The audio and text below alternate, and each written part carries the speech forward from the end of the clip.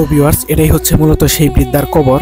এখানেই বৃদ্ধাকে কবর দেওয়া হয়েছে। এটাই হচ্ছে মূলত সেই রুম, যে রুম থেকে মূলত শব্দ পাওয়া যায়। তো দেখেন, এটা হচ্ছে ভিতরের দৃশ্য, এবং এই যে এই টেবিলটা থেকে নাকি কাউকে দেখা গেছে, এবং হচ্ছে এখান থেকে নাকি অনেক সাউন্ড আসে রাতের বেলা। হ্যালো ভিউয়ার্স, আসসালামু আলাইকুম, কেমন আছেন সবাই? আশা করছি সবাই ভালো আছেন। তো ভিউয়ার্স, এখন আমি বর্তমানে যে জায়গাটায় দাঁড়িয়ে আছি, তো আমি একটা ভিডিও কিছুদিন আগে আপলোড করছিলাম। আপলোড করার পরে এক ভাই আমাকে মেইল করছে যে তাদের এলাকায় নাকি এরকম ভৌতিক একটা বাড়ি আছে, সেই জন্য এই বাইকের সাথে নিয়ে হচ্ছে এই বাড়িটাই আসছি। তো এই বাড়ির যে একটা কাহিনী, কি কারণে এই বাড়িটা ভৌতিক, এবং কি কারণে ঠিক এই বাড়িটা সম্পূর্ণ পরিত্যক্ত ঘোষণা করা হয়েছে, এবং কতদিন আগে পরিত্যক্ত ঘোষণা করা হয়েছে, এবং এই বাড়িতে কি কি ঘটনা ঘটে, সম্পূর্ণ এই ভাইয়ের মুখ থেকে শুনবো। তো ভিউয়ার, সাথে থাকেন সবাই। তো ভাই, আপনার বাসাটা কি এই জায়গায়? হ্যাঁ ভাই, আমার বাসা এই পাশেই, আমি এখানেই থাকি। আচ্ছা, যাই হোক ভাই, আমরা যতটুকু আপনার মাধ্যমে জানতে পেরেছি যে এই বাড়ি নিয়ে অনেক রহস্য আছে। তো আসলে এই বাড়িটা কাহিনীটা কবে থেকে শুরু হয়, কিভাবে শুরু হয়? আসলে ভাইয়া, এটা প্রায় 8-9 বছর আগের ঘটনা। এখানে একজন বৃদ্ধ মহিলা থাকতো, সে আর কি হুট করে ফাঁসি দিয়ে মারা গেছে। তারপর থেকে এই বাড়িটা পরিত্যক্ত অবস্থায় পড়ে আছে।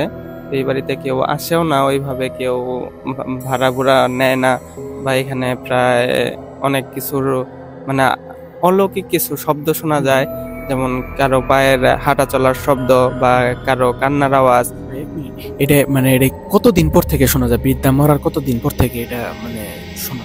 এই আপনার মাস 2-1 পর থেকে আর কি এখানের মানুষজন যারা আছে তারা আর কি এই জিনিসটা উপলব্ধি করতে পারে আর কি, যে প্রায় অনেকেই এই আওয়াজগুলো শুনতে পারে। আচ্ছা ভাই, এখন কথা হলো যে এই বৃদ্ধা মারা যাওয়ার পর থেকে মূলত কি এই কাহিনীটা শুরু হয়েছে? হ্যাঁ হ্যাঁ, বৃদ্ধা মারা যাওয়ার পর থেকে এই কাহিনীটা শুরু। এখানে কেউ ওইভাবে আসতে পারে না, যদি কেউ আসে বা এখানে যদি কোনো বসতবাড়ি স্থাপন করার চেষ্টা করে বা কেউ থাকতে চায়, তো আর কি তারা থাকতে পারে না, তাদেরকে আর কি অনেকভাবে ভয় দেখা বা ভয় ভীতি দেখানোর চেষ্টা করে। আচ্ছা ভাই, আরেকটা কথা, এখানে কি বৃদ্ধা মারা যাওয়ার পরে কি থাকার কোনো চেষ্টা করা হয়েছিল? কেউ হ্যাঁ, অনেক কোনো ভাড়াটিয়া? হ্যাঁ, ভাড়াটিয়া আসছিল, তারা আর কি 1 মাসের বেশি কেউ এখানে থাকতে পারে নাই। তারা যদি থাকে, হয়তো কেউ গ্রিলে শব্দ করে বা কেউ ভয় দেখায়, কান্না করে, এগুলো আর কি বিভিন্ন ভাবে আর কি সমস্যার সৃষ্টি করে। তো ভিউয়ার্স, এই ভাইয়ের মাধ্যমে আমি ফোনে একটু কথা বলছিলাম এই ভাইয়ের সাথে। তো আমি যতটুকু ভাইয়ের মাধ্যমে আমি জানতে পেরেছি, তো বৃদ্ধা মারা যাওয়ার কিছুদিন পর থেকে বাড়িতে অলৌকিক কিছু ঘটনা ঘটে, এবং হচ্ছে এই বৃদ্ধাকে নাকি রাত্রের বেলা অনেকে দেখছে। ভাই, এটা কতটুকু সত্য, বা কিভাবে দেখছিল? অনেকে নাকি এই বৃদ্ধাকে রাতের বেলা দেখছে। হ্যাঁ, দেখা গেছে হাঁটাহাঁটি করে এরকম কিছু সাদা পোশাক। হাঁটাহাঁটির কি শব্দ পাওয়া যায়? শব্দ পাওয়া যায়, প্লাস নুপুরের শব্দ, ঘুঙুরের শব্দ, এগুলাই আর কি শোনা যায়।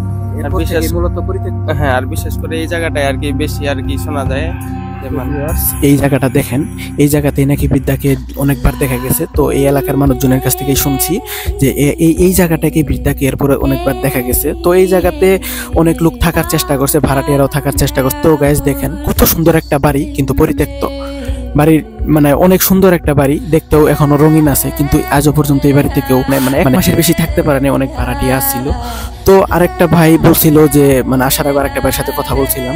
তো ওই ভাইটা বললো রাত 12টা-1টার পরও নাকি আচমকা ভাবে ওই বৃদ্ধাকে আবারও অনেক লোকজনই দেখছে, এবং বৃদ্ধার হাঁটার যে শব্দটা পাইছে, এবং যে ঘর থেকে শব্দটা আসে, সেই ঘরটা এখন আপনাকে দেখাবো।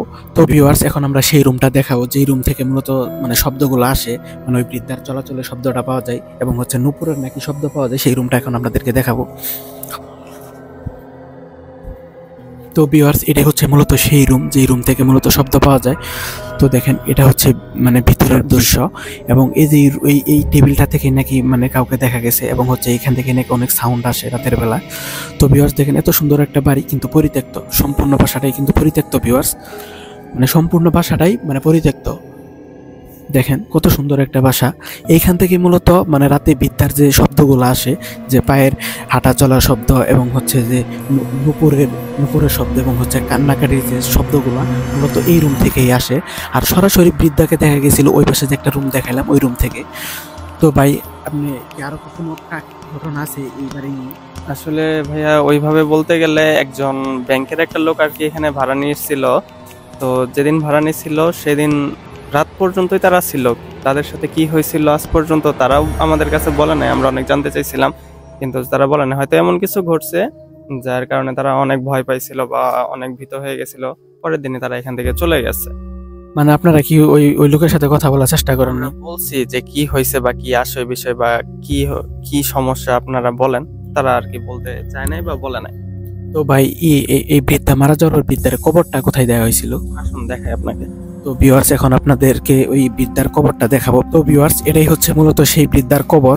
এখানেই বৃদ্ধাকে কবর দেওয়া হয়েছে। তো এটা হচ্ছে বৃদ্ধার কবর, এটা হচ্ছে তার হয়তো হাজবেন্ডের কবর। তো ভাই, এখানে মানে বৃদ্ধাটা মারা যাওয়ার পরে তার ছেলে মেয়ে কি এখানে আর আসে থাকে?